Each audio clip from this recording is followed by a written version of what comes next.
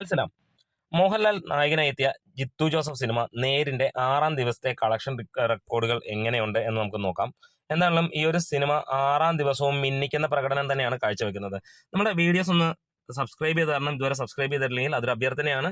അപ്പം 6-ാം ദിവസത്തെ നമുക്ക് ട്രാക്ക്ഡ് കളക്ഷൻസിലേക്ക് ഒന്ന് കടന്നു ചെല്ലുകയാണെങ്കിൽ 761 ഷോകളാണ് ട്രാക്ക് ചെയ്തിരിക്കുന്നത്. 1,31,970 ആളുകൾ കണ്ടു. 67.94, അതായത് 68% ആണ് ഒക്യുപ്പൻസി ഇന്നും. അതായത് നമുക്ക് പറയാം ഒരു വർക്കിംഗ് ഡേയിൽ ഇത്രത്തോളം. നമുക്കറിയാം വെക്കേഷനാണ്, പലരും നാട്ടിലും അവിടെ ഇവിടെയൊക്കെ പോകുന്ന സമയമാണ്.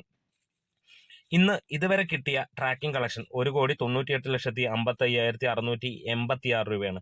പ്രൊജക്റ്റഡ് ആയിട്ട് കാണിക്കുന്നത് 2,88,00,000 രൂപയാണ്. അതായത് നമുക്ക് ഏകദേശം 4-ാം ദിവസത്തെ കളക്ഷൻ ആ റേഞ്ചിലാണ് ഇന്നും സിനിമ നിൽക്കുന്നത്.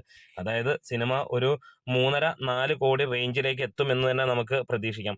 അത്രത്തോളം ഗംഭീരമായിട്ടാണ് സിനിമയുടെ കളക്ഷൻ പോയിക്കൊണ്ടിരിക്കുന്നത്. ഒന്നേ പറയാനുള്ളൂ, സിനിമ കേരളത്തിൽ കൊലത്തൂക്ക് തൂക്കുന്ന ഒരു കാര്യം നമുക്ക് കാണാൻ കഴിഞ്ഞു. ഇന്നത്തോടെ സിനിമ തിയേറ്റർ പ്രോഫിറ്റിലേക്ക് കയറുകയാണ്.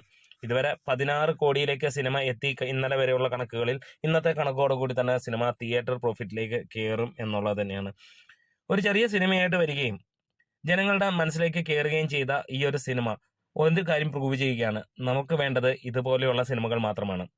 അല്ലാണ്ട് വലിയ വലിയ കോടികൾ മുടക്കിയുള്ള സിനിമകളേക്കാൾ നല്ലത് ഇങ്ങനെയുള്ള മനുഷ്യനെ പിടിച്ചിരുത്താൻ കഴിയുന്ന സിനിമകളാണെങ്കിൽ എല്ലാവരും കയറി കാണും എന്നുള്ളത് തന്നെയാണ്. എന്താണെങ്കിലും മിന്നിക്കുന്ന പ്രകടനമാണ് സിനിമയ്ക്ക് കാഴ്ചവെച്ചിരിക്കുന്നത്.